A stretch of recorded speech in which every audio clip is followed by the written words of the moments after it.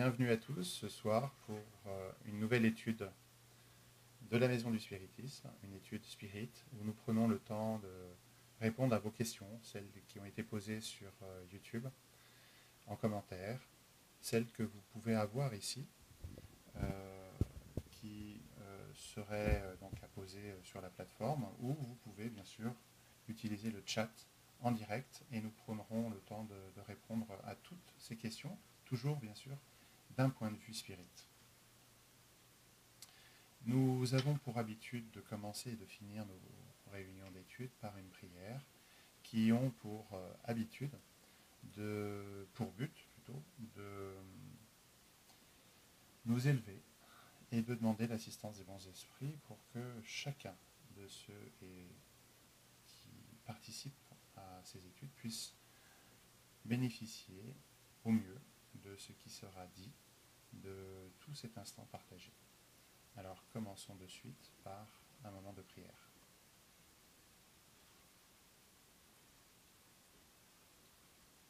Nous voici tous réunis, prêts à être à l'écoute de ces éclaircissements sur la vie de l'esprit.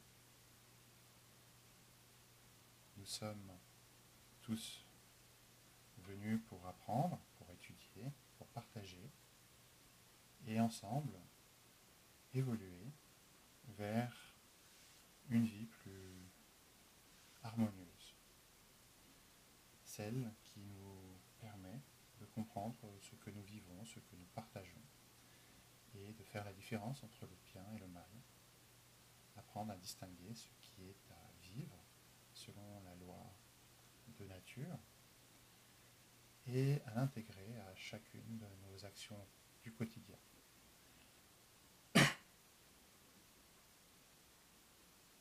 Nous demandons l'assistance des bons esprits pour que nous puissions tous être en paix, que nous puissions bénéficier au mieux de cet instant partagé ensemble.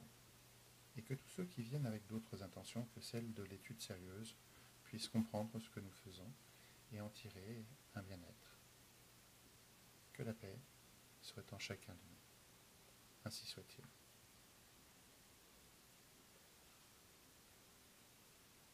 Bien. Alors, ce moment est un moment qui vous est dédié. C'est un moment qui vous donne la parole. Nous allons commencer par une question. Est-ce que quelqu'un ici sur la plateforme a une question à poser ?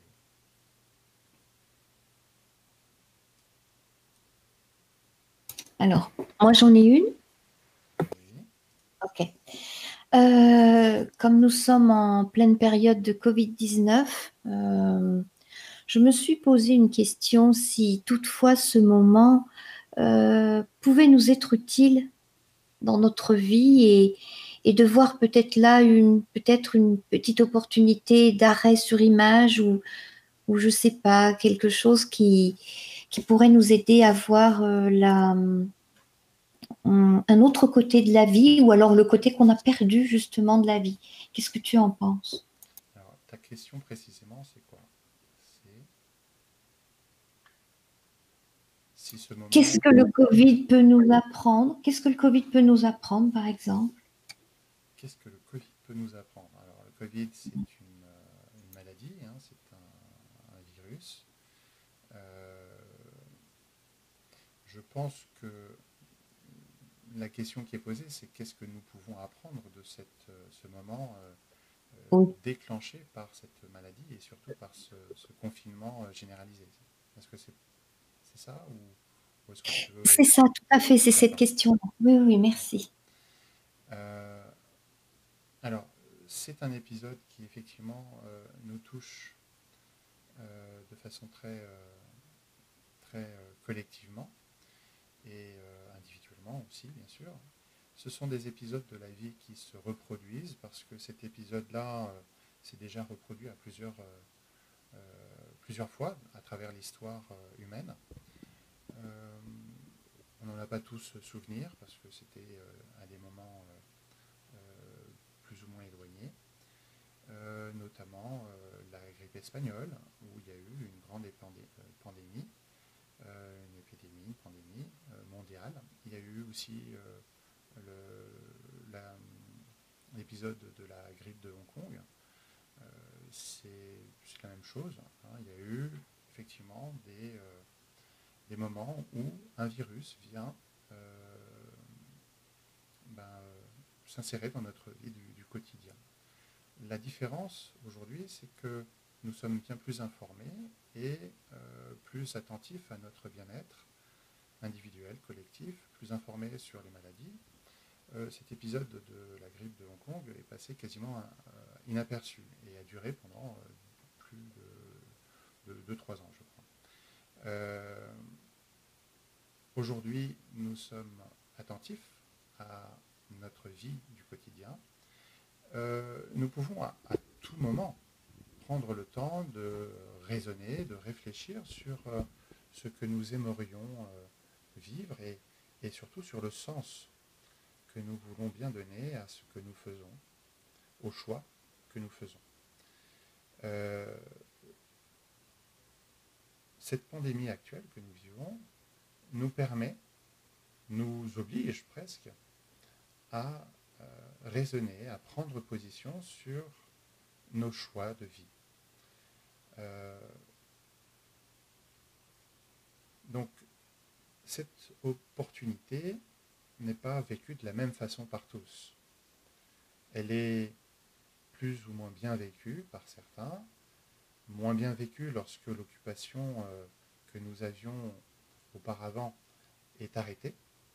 Et puis, si pour d'autres, c'est juste une histoire d'organisation un petit peu plus attentionnée et ne va pas réellement bouleverser le quotidien. Pour ceux que ça vient percuter de plein fouet et invite, force à se poser des questions, hein, eh bien, prenons le temps de raisonner à cela. C'est une invitation qui est faite aujourd'hui au niveau de la planète pour que nous puissions nous demander si nous pouvons vivre d'une autre façon que celle que nous avons pris l'habitude d'avoir jusqu'à présent. Alors, les habitudes ne sont pas toujours évidentes à changer, puisqu'elles sont là depuis un certain temps, et nous savons qu'il est important de prendre le temps pour qu'une nouvelle habitude s'inscrive sur la durée et soit réellement une habitude de fond. Ce que nous vivons là aujourd'hui est une invitation à renforcer nos bonnes habitudes. Je dirais à aller à l'essentiel, à comprendre si ce que nous avons l'habitude, ou nous avions l'habitude jusqu'à aujourd'hui de faire comme choix de vie, est bon pour nous, pour l'autre. Est-ce qu'il est indispensable? Est-ce qu'il est important? Donc, à nous de prendre le temps, de façon individuelle, de façon collective, au sein de la famille, au sein de notre entreprise, notre lieu de travail, au sein de notre cercle familial, amical, de prendre le temps de savoir si ce que nous faisons est important, est indispensable, est utile, est bon, est vrai. C'est une invitation à cette vie intérieure. Lorsque nous ne pouvons pas aller vers l'extérieur, eh bien nous pouvons aller vers l'intérieur. Et c'est une invitation à aller vers l'intérieur qui nous est faite en ce moment. Et c'est une invitation à découvrir ce monde intérieur, à redécouvrir peut-être, et à affirmer les choix. Est-ce que tu avais, en posant cette question, Agnès, une idée plus précise du domaine dans lequel tu aurais aimé tu posais cette question?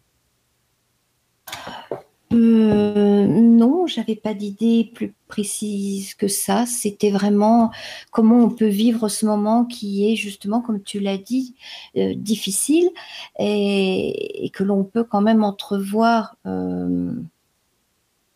quelque chose de positif, en tout cas, comme quoi la vie peut nous donner cette opportunité à réfléchir, enfin, à faire pas mal de choses. Donc non, je vois pas. Non, j'ai pas d'autres questions dessus. Non. Ok. Merci. Bon, j'espère que ça a pu éclairer en partie ou totalement. Oui, oui. Euh, alors, sur la chaîne YouTube, nous avons différents commentaires qui ont été mis. L'un d'entre eux, c'est bonjour, est-il possible d'avoir un spiritisme non chrétien, non catholique, plus universel lors des prières? Quel est votre point de vue sur le sujet? Merci. Euh, alors, dans les réponses que l'on peut retrouver dans le livre des esprits, par exemple, ou l'évangile selon le spiritisme, on aborde ce genre d'interrogation. Et les esprits viennent nous éclairer sur notre manière d'appréhender ces sujets-là. On nous dit qu'un bon spirit et un bon chrétien doivent se confondre. Donc c'est vers cela que nous allons chercher à aller, à tendre vers. Le christianisme, c'est en définitive, si on revient aux bases, c'est de suivre les préceptes de Jésus. D'accord? Et c'est devenu une religion avec des règles, avec une certaine pratique. Jésus, lorsqu'il est venu sur terre, ne venait pas pour créer une religion, il est venu pour montrer un chemin, pour inviter à comprendre notre vie, pour inviter à aimer, à nous améliorer, à raisonner sur notre pratique, nos choix de vie. Donc, avoir un spiritisme non chrétien ou non catholique, plus universel, hein, je dirais, tout va dépendre de celui qui le pratique. Puisque le spiritisme n'impose rien à personne. À nous de prendre ce qui peut être pris, ce que nous pouvons comprendre, et le mettre en pratique. Et du coup, c'est en cela que le spiritisme est universel. Il va s'enrichir des différentes connaissances du moment dans les différents domaines, et puis va grandir ainsi. Le spiritisme, certains vont dire que c'est une religion, que c'est une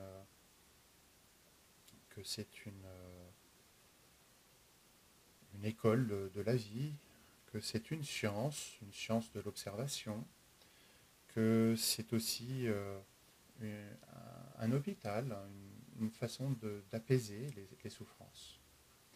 Je dirais que le spiritisme est tout cela à la fois, et pour résumer le tout, c'est un mode de vie, c'est une façon d'appréhender la vie de l'esprit.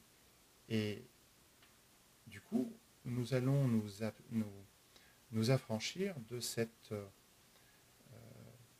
vision purement matérialiste que nous pouvons avoir ici, et afin de nous ouvrir à une vision qui va au-delà de la matière et qui va s'enrichir avec ces points de vue qui ne sont pas circonscrits à la matière.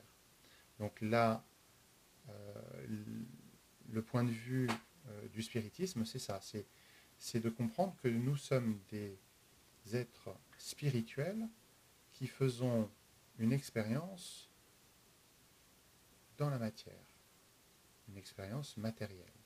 Donc notre vraie nature est spirituelle, Et nous sommes ici de passage pour expérimenter différentes choses.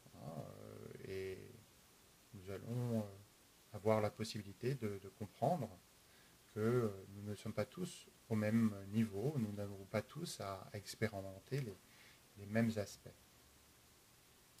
Et donc, en tant qu'être spirituel faisant une expérience matérielle, nous allons comprendre que nous faisons des choix différents, que nous sommes mis ici ou là, dans un environnement plus ou moins particulier, et que notre façon de répondre à ces sollicitations extérieures vont nous inviter à nous positionner, à faire des choix qui vont sûrement être distincts, différents les uns des autres. Donc le spiritisme se veut universel du fait qu'il n'impose pas un mode de conduite. Il invite les uns et les autres à faire leur expérience ici-bas, dans la matière, et à converger vers un même point, vers une même source, cette source qui nous a créés aujourd'hui et qui nous a permis d'être là dans cette pratique, dans cette expérience matérielle. Donc, ce qui va nous permettre d'aller vers cette convergence, c'est notre observation. Lorsqu'on parle de science, pour désigner le spiritisme, on fait appel à cette science de l'observation. Et ça va au-delà de nos 5 sens. C'est l'observation au sens large. Que pouvons-nous observer? Nous sommes témoins de quoi? Qu'est-ce qui se passe aujourd'hui en nous, à l'extérieur de nous, autour de nous, entre nous, les uns et les autres, entre nous, ici, dans cet environnement matériel, et au-delà. Donc l'observation, c'est ça, la science de l'observation, c'est celle-ci. Il y a aujourd'hui la possibilité de voir le très grand avec des télescopes, de voir le très petit avec des microscopes, mais nous sommes encore une fois limités à des outils, à une technologie. Et au-delà de ce que nous pouvons identifier, il y a encore autre chose. Donc l'idée, c'est de comprendre que notre objectif, en venant ici dans la matière, c'est de nous affranchir de la matière. Et le spiritisme nous invite à comprendre cela, à le vivre, à bien le vivre. Et c'est le processus de la réincarnation qui va nous amener à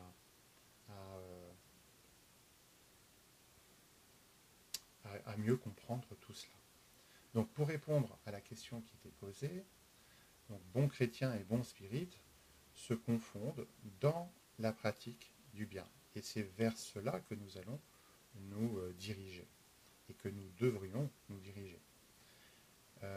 Prier, c'est s'adresser à Dieu, c'est parler à Dieu. Que l'on soit spirit, chrétien, ou bouddhiste, juif, musulman, on s'adresse à Dieu, à notre Dieu. Et la seule prière universelle, c'est une prière qui est sincère, qui vient du cœur. Et la prière n'est pas seulement une parole, c'est une action, c'est une intention. Bien sûr, nous sommes ici dans la matière, donc du coup, nos actions se matérialisent, la parole se fait matière, notre pensée finalement se matérialise, puisque le langage des esprits, c'est le langage de la pensée. Et pour prier, nous avons juste besoin d'être nous-mêmes, d'exprimer notre vraie nature, notre nature spirituelle, de nous reconnecter finalement, c'est ça, de nous reconnecter à quoi? De nous reconnecter à la source, celle dont nous émanons. Donc l'important ne réside pas dans les mots employés ou autres pratiques extérieures, tout simplement. J'espère avoir été clair sur ce sujet. Est-ce que vous souhaitez donner votre avis? Est-ce que c'est clair pour vous, ce qui a été dit?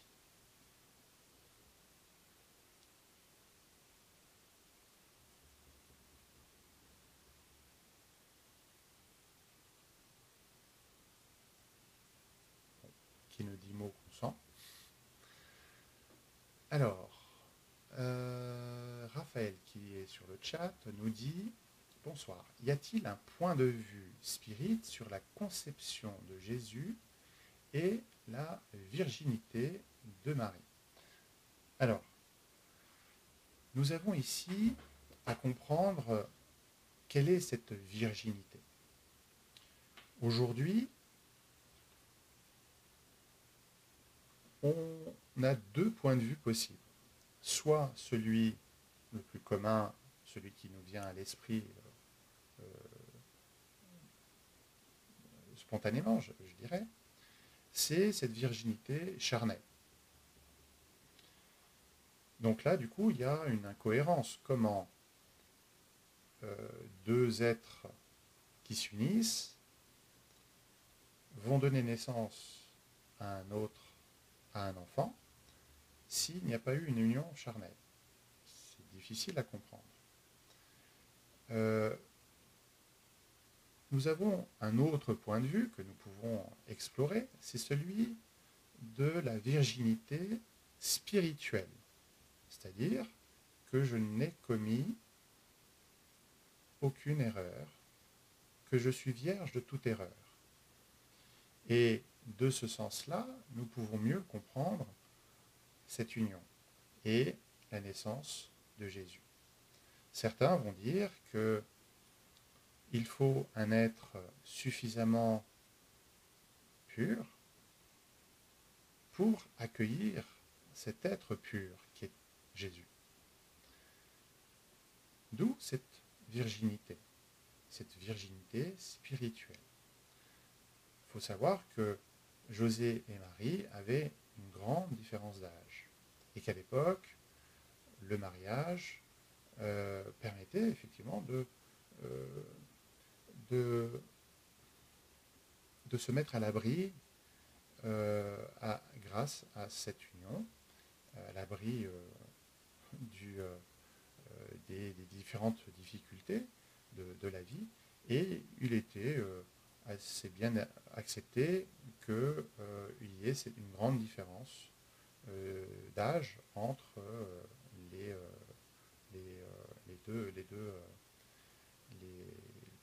deux personnes. Donc le point de vue spirit sur la conception de Jésus, je dirais que c'est à nous de prendre le point de vue qui vient nous éclairer au mieux sur la situation. Dans les écrits de Kardec, on nous montre Jésus comme étant l'homme qui est le modèle le plus parfait pour l'homme. L'homme qui est venu, qui a foulé la terre, le plus parfait pour l'homme. Donc, cette virginité se conçoit dans une virginité spirituelle. Il est effectivement possible pour certains esprits de créer dans la matière certaines manifestations. De là à créer tout un être, il faudrait une mobilisation très particulière pour que cela soit possible. La mobilisation pour que Jésus puisse venir ici est déjà phénoménale.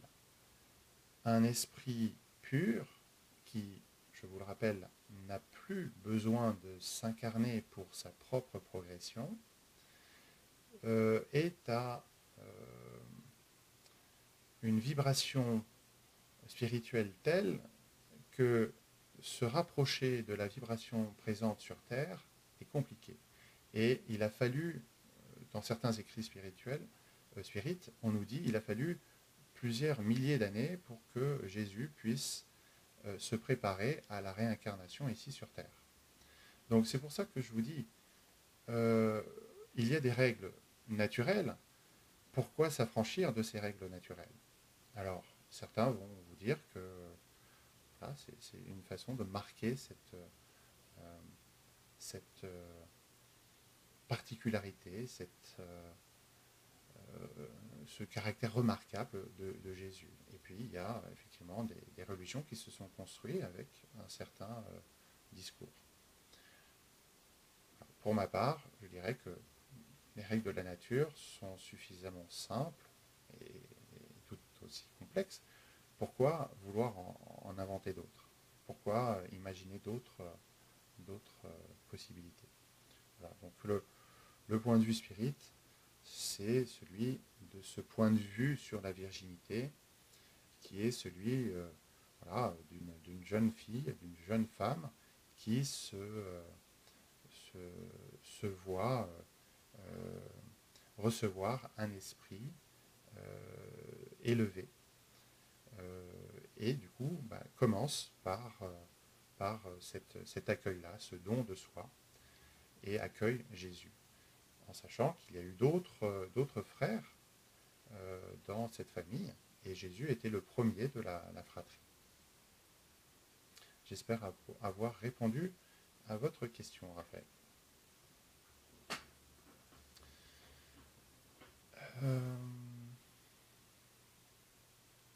Alors, est-ce que quelqu'un a une autre question que l'on pourrait...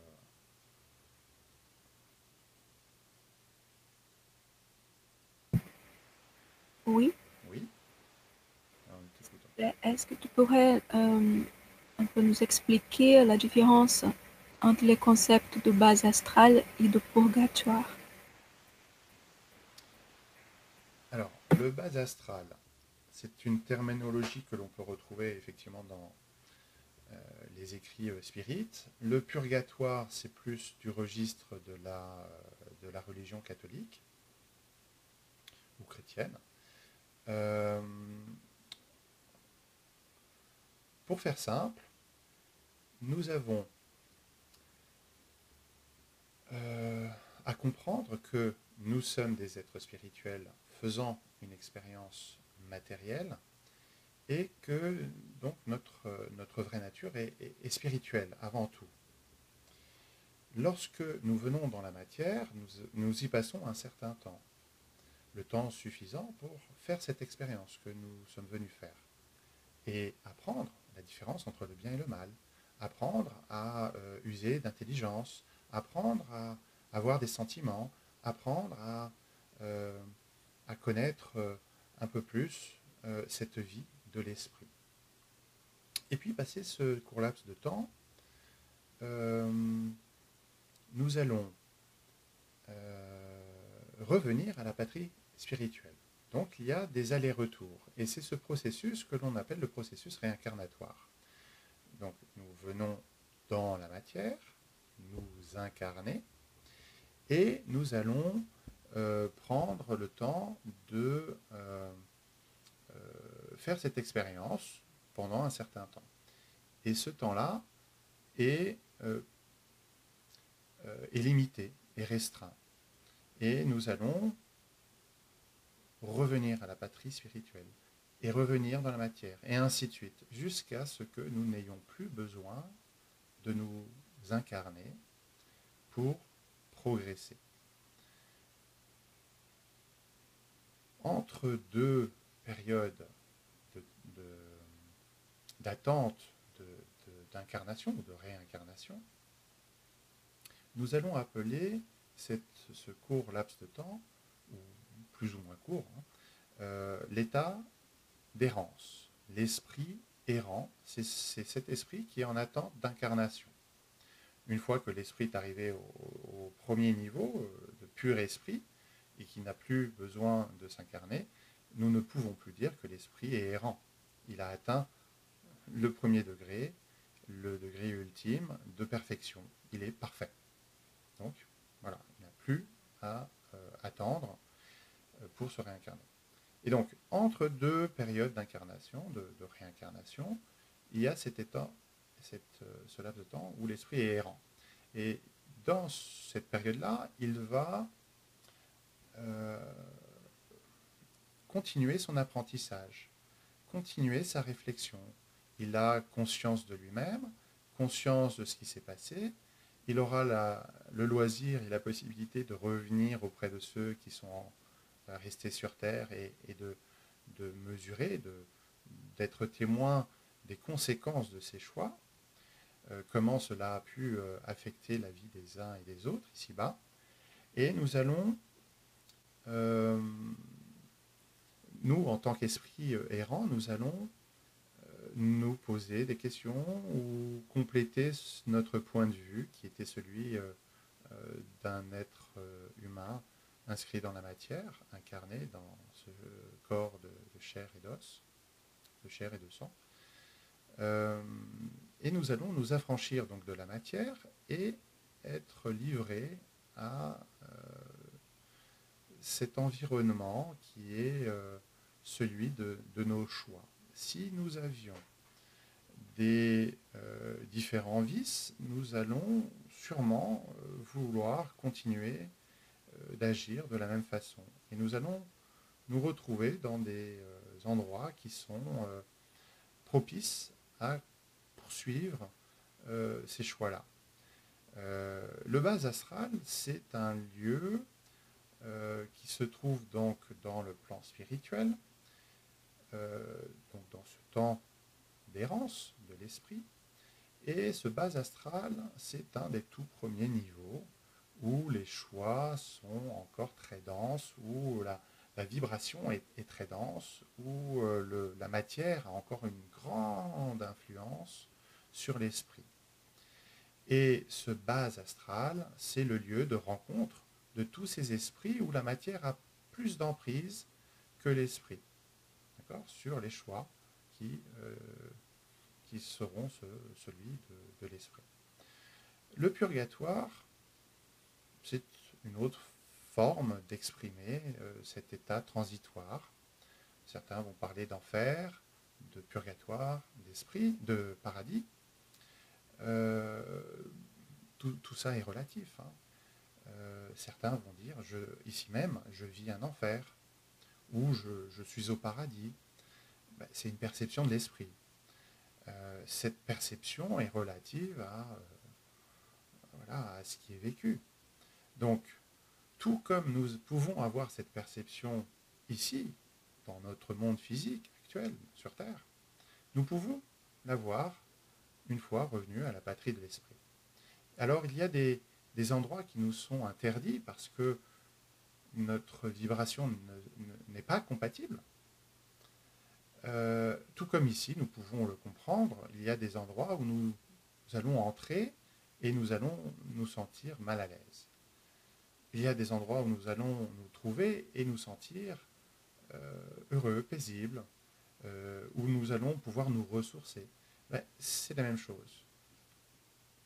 En s'affranchissant de la matière, nous allons nous retrouver dans un environnement qui est propice à nous accueillir, dans lequel nous allons nous sentir en affinité finalement. Donc c'est pour ça que je vous disais que ceux qui ont des vices vont chercher à continuer à vivre ces vices. Ceux qui plutôt aiment se retrouver et échanger et construire, élaborer des concepts, des idées, chercher à s'instruire, à se cultiver, à étudier, vont être plus à l'aise dans des milieux propices à cela, tout simplement. Donc, pour définir ce qu'est le bas astral ou le purgatoire, c'est un endroit qui est compatible avec notre état d'évolution spirituelle. En général, ce sont des endroits qui sont encore très, très proches de ceux que nous pouvons rencontrer ici dans la matière. Est-ce que cela te va ou comme précision? Oui, merci. Oui, c'est bon. Okay. Alors, est-ce que quelqu'un quelqu'un a d'autres questions? Alors bonsoir, moi j'ai une question, une curiosité, on va dire. Les personnes qui s'intéressent et qui étudient le spiritisme ont l'opportunité de comprendre que les principes bases sont l'amour, l'union, la connaissance, le partage et surtout l'évolution. On entend souvent être meilleur demain qu'aujourd'hui. Et donc ce sont des principes à respecter. Tous les curieux et les basiques du spiritisme vont comprendre ça. Et parfois, on a du mal à comprendre pourquoi, si nous avons le libre arbitre et personne nous empêche d'être d'un principe ou d'une autre idéologie, pourquoi une communauté dite spirit ou des personnes appartenant à la philosophie spirit vont contre ces principes? Enfin, c'est une curiosité plus qu'une réponse. Parce que nous sommes humains, parce que nous sommes des êtres spirituels imparfaits, qui faisons l'expérience de la matière, et que nous avons des habitudes, et qu'il nous faudra apprendre à nous extraire de ces vieilles habitudes. Il nous est dit que l'esprit est créé simple et ignorant, qu'au début, il est plus proche de la brute que de l'ange, l'ange étant l'esprit, le pur esprit, et qu'il lui faudra à cet esprit du temps pour s'exercer aux sensations, tout d'abord, aux émotions ensuite, et puis à l'émotion la plus sublime qui soit, l'amour. Et nous comprenons qu'il nous faudra du temps pour expérimenter cela, pour comprendre, pour apprendre, et que tout au long de cette expérience de la vie matérielle, nous allons prendre des habitudes. En nous, tout est inscrit. C'est inscrit dans notre conscience. Et nous avons toutes les aptitudes identiques lorsque nous sommes créés. Nous avons autant d'aptitudes à faire le mal qu'à faire le bien. Et ce qui va faire la différence, ce sont nos choix. Nos choix qui vont inscrire une orientation, une direction. Et nous savons tous que lorsque nous répétons un choix, que nous avons une pratique régulière de ce choix, nous allons la renforcer. Nous allons renforcer ce choix. Nous allons renforcer cette pratique par la répétition. Et qu'il est difficile d'arrêter comme ça, subitement. Je dis bien difficile, je n'ai pas dit impossible. Qu'il est difficile d'arrêter et de changer et de prendre une autre voie. Souvent, nous le faisons parce que le contexte change. Par exemple, nous sommes contraints et du coup, n'ayant pas d'autres possibilités, nous prenons cette orientation. Parfois, la contrainte n'étant pas là, nous sommes plus libres. Et je vous le rappelle, la plus grande de nos richesses est justement cette liberté de choisir, que nous appelons le libre arbitre. Nul ne peut nous enlever ce libre choix, ce libre arbitre, cette liberté de choisir. Et nous allons apprendre le bien, le mal, à travers nos choix. Nous allons, à travers ces différents processus de réincarnation, comprendre que ce que je fais vivre à l'autre, je peux aussi le subir. Et du coup, avant de le faire subir à l'autre, je vais peut-être m'interroger sur le bien fondé de ce choix. Donc, nous, spirites, sommes des êtres humains comme les autres, avec la possibilité de choisir, de faire des choix. Beaucoup intellectuellement comprennent ce qui est à vivre, comprennent beaucoup de notions qui sont ici données dans cette doctrine, dans cette méthodologie de s'améliorer, de s'améliorer en tout point, de s'illuminer, de redevenir des êtres de lumière que nous sommes, des êtres purs, cette imperfection va mettre du temps à se purifier. Hein. La perfection ne vient pas comme ça du jour au lendemain. Donc aujourd'hui, nous avons été sensibilisés à cela. La graine est là. La graine est mise en terre. Le terrain a accueilli la petite graine. Donc après, à chacun de soi de l'entretenir, de la cultiver et de faire en sorte que cette petite graine puisse grandir, s'épanouir, donner un bourgeon, puis une fleur, puis un fruit, et nourrir à son tour ceux qui sont proches ou moins proches. Donc l'idée est là. Pourquoi faisons-nous des choses qui nous savons être mauvaises? Je dirais parce qu'il y a parfois de l'ignorance, et lorsqu'il n'y a pas d'ignorance, il y a du vice, il y a parfois un manque de bonne volonté, tout simplement. Je vous rappelle qu'il y a 3 catégories d'esprit. Il y a ceux qui se complaisent dans le mal, qui ne voient aucun intérêt à changer. Il y a ceux qui ne font ni mal, ni bien. Et donc là, l'action est neutre, le bien n'est pas présent. Ils sont en dehors de cette action positive. Et puis il y a la dernière, l'autre catégorie, cette 3e catégorie, ou première, ça dépend dans quel sens on la prend, qui est celle des esprits qui font le bien. Alors, et puis nous allons voir dans ces différentes catégories qu'il y a bien sûr des grandes disparités. Hein. Ce n'est pas parce que je me retrouve dans cette catégorie d'esprits qui fait le bien, qui font le bien, que ça y est, je suis parfait. Peut-être que je fais le bien, mais pas tout le temps. Peut-être que j'oublie de le faire. Peut-être que c'est difficile encore d'y penser. Voilà. Donc c'est une réalité. Nul n'est parfait et nous sommes parmi les mondes qui sont loin encore d'être des plus élevés. Hein. Certains nous disent que nous sommes dans les tout premiers mondes lorsqu'il s'agit de s'exercer à cette pratique du bien, hein, à cette pratique de l'amour. Bon, voilà. J'espère avoir répondu ou éclairé le sujet.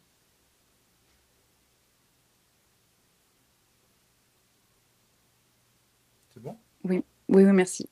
Ok. Alors, Vincent Duforêt nous pose la question suivante. Que pensent les spirites des travaux de Dolores Cannon? Alors, c'est une très bonne question.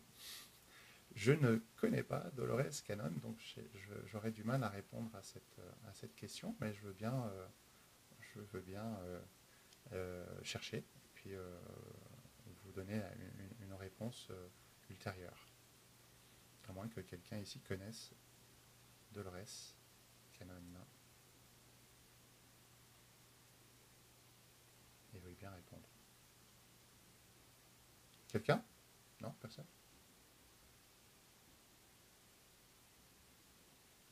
Alors, je suis désolé, hein, Vincent Duforêt. Quand je ne sais pas, je dis je ne sais pas. Et puis, je vais chercher. Alors, nous avons ici...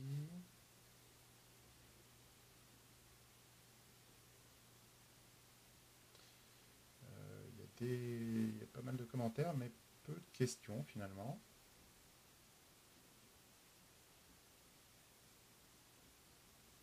Non. Est-ce que quelqu'un aurait une autre question sur le chat ou bien ici, sur la plateforme?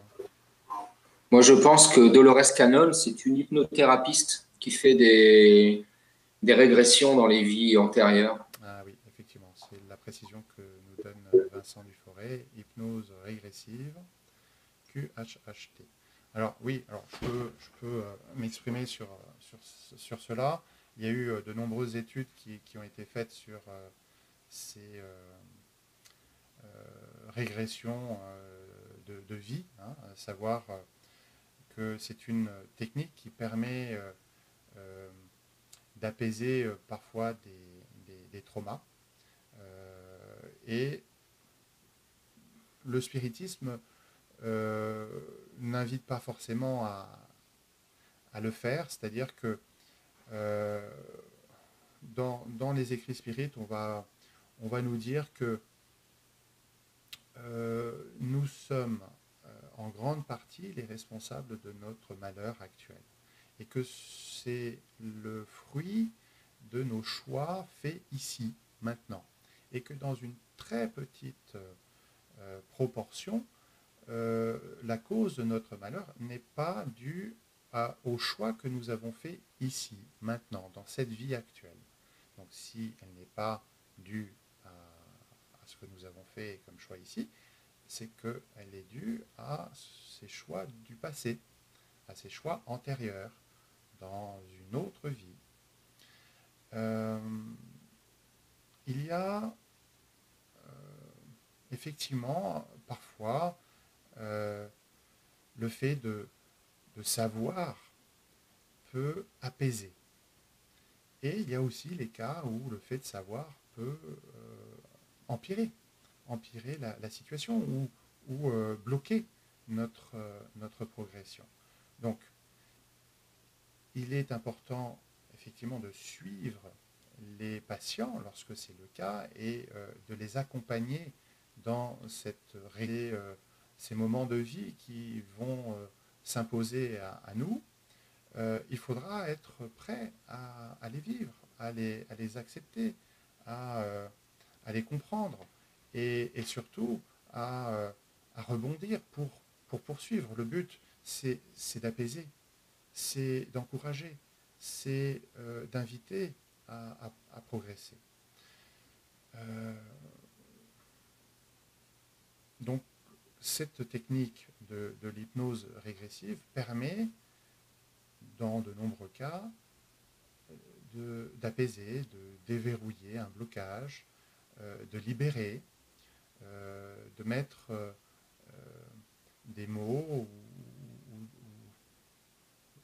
de verbaliser ce qui était pour l'instant juste vécu ou soupçonné.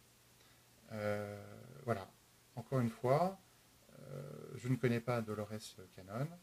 Je prendrai le temps de parfaire ma culture là-dessus et j'aurai sûrement quelque chose à ajouter à ce qui a été dit.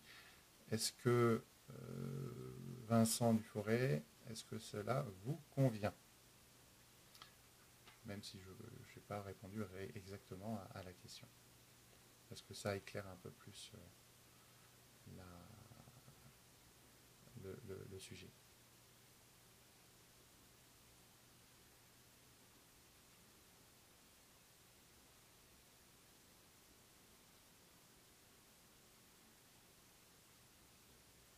Très bien, ok. Eh bien, on va poursuivre sur une autre question, si vous en avez une. On arrive bientôt à l'heure de partage, donc on a encore quelques minutes. On peut prendre ces quelques minutes pour une dernière question sur le chat, ici sur YouTube ou sur la plateforme. Est-ce que quelqu'un a une question ?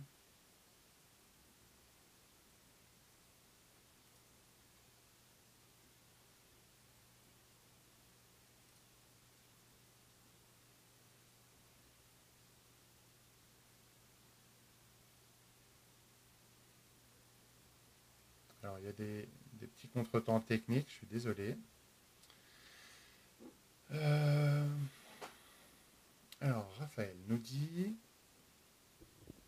sachant que Dieu a tout créé et qu'il est éternel, cela veut-il dire qu'il fut un temps où il n'y avait que Dieu? Je pense que si Dieu a tout créé, effectivement, à un moment donné, il devait être seul. Mais là encore, il nous est dit que nous n'avons pas les capacités de comprendre ce qu'est Dieu. Et que vouloir comprendre Dieu, c'est chose impossible pour la plupart d'entre nous, voire difficile. Et qu'il nous faudra user de persévérance pour y parvenir.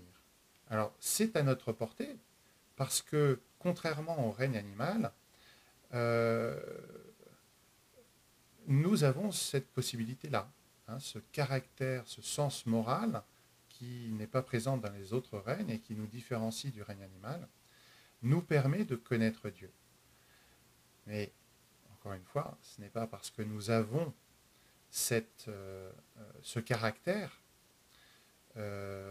très particulier qui nous différencie que nous saurons l'utiliser, bien l'utiliser.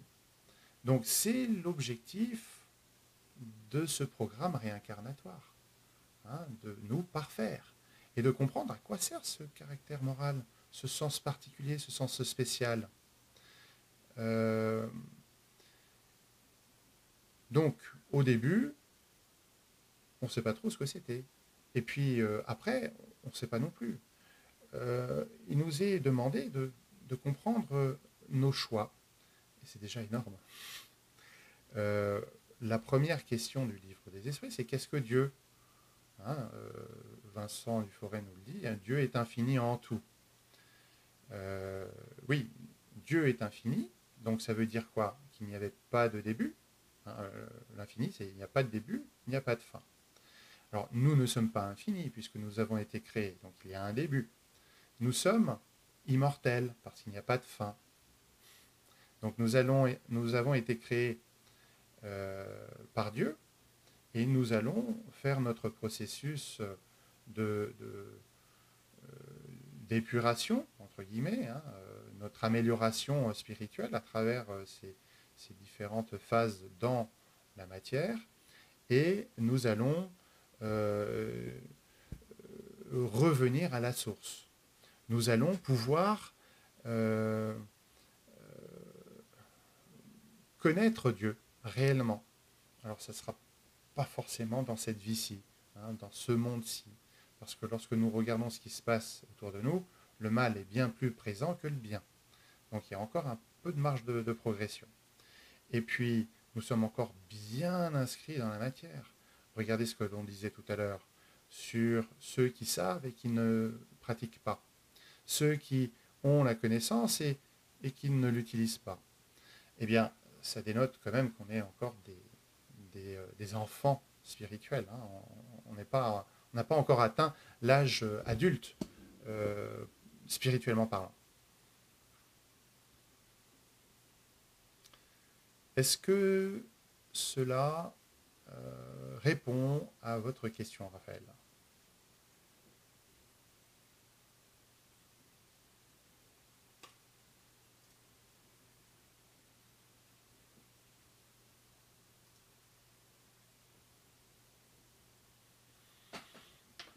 Est-ce que quelqu'un a une autre question, une dernière question peut-être? Toute dernière? Oui? Ok. Alors, ça répond à la question. Alors, il y a d'autres questions ici sur le chat, sur les commentaires. Il y avait quel point de vue à avoir sur la monétisation du médium? Chico Xavier n'a pas profité du confort de l'argent qu'il a reçu. Doit-on alors en faire autant? Merci. Alors ça, c'est une question qui revient souvent et qui est sujet à controverse. Le spiritisme explique tout simplement que ce qui est reçu gratuitement doit être donné gratuitement. Et que lorsque nous ne sommes qu'un simple intermédiaire, comment pourrions-nous demander une contribution, une rétribution à ce qui n'a pas été produit par nous? Donc nous recevons gratuitement de la part des esprits certains messages nous ne sommes pas à l'origine de ces messages, donc le point de vue spirit, c'est que on ne fait que être l'intermédiaire. Okay, contrairement à la vision matérielle ici sur Terre, où tout travail mérite salaire, effectivement, on peut comprendre que nous pouvons et nous devons avoir une occupation, avoir de quoi subvenir à nos besoins, et que cela s'appelle un travail. Le travail, je vous le rappelle, c'est toute occupation utile. À l'opposé, nous avons l'oisiveté, qui n'est pas utile. Donc, le point de vue spirit est très simple. Donnons, vous avez reçu gratuitement, donnez gratuitement. Okay, donc ça, c'est Matthieu, chapitre 10, verset 8. Voilà. C'est assez simple à comprendre.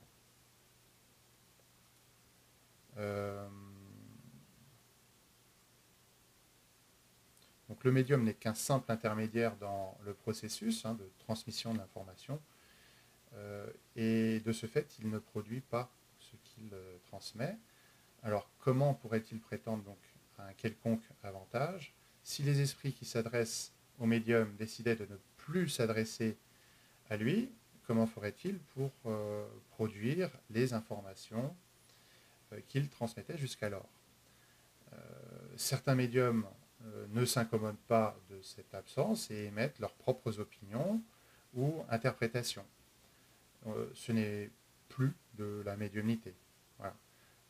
Certains vont dire que c'est du charlatanisme, puisque n'ayant pas plus l'information de cette source, ils vont la créer. Le facteur n'est pas l'auteur du courrier qu'il distribue, et le prétendre serait abuser de la confiance de ceux qui l'écouteraient. Donc libre à chacun de choisir son mode de vie, tout simplement.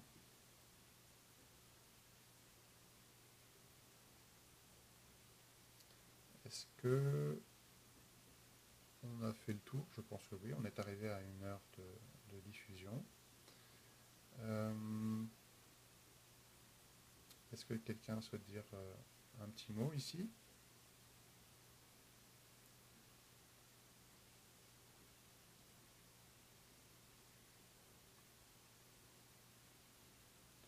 Je regarde s'il n'y a pas une autre question qui serait passée sous inaperçue.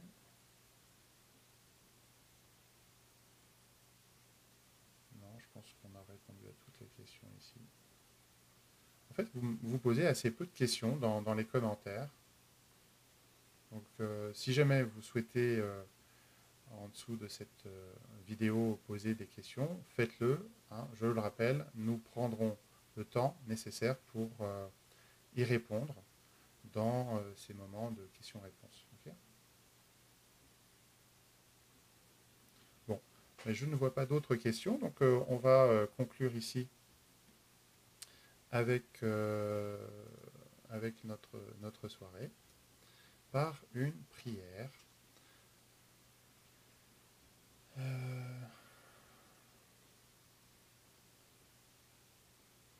Nous remercions tous ceux qui ont répondu à l'appel de notre réunion, tous ceux qui ont pris le temps de s'interroger et de venir pour partager ces interrogations avec les autres. Nous remercions l'intérêt porté à cette recherche, à cette étude. Puissions-nous tous être guidés vers les réponses qui sont encore à découvrir, être guidés de la façon la plus paisible qui soit, pour que nous puissions nous parfaire peu à peu et répandre cette paix à travers le monde entier. Puisse l'amour que nous allons apprendre à vivre grandir en chacun de nous et que cela puisse faire de nous des êtres meilleurs et un monde meilleur. Que la paix soit en chacun de nous. Ainsi soit-il.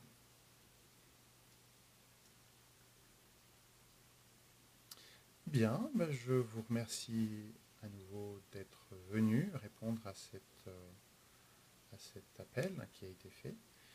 Et je vous invite à passer une douce nuit, une belle semaine. Rendez-vous mercredi prochain pour une autre étude qui sera sur un exposé, je crois bien.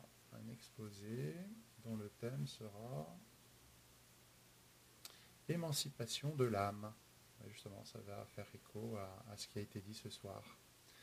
Je vous souhaite donc une douce nuit, une belle semaine. À très bientôt.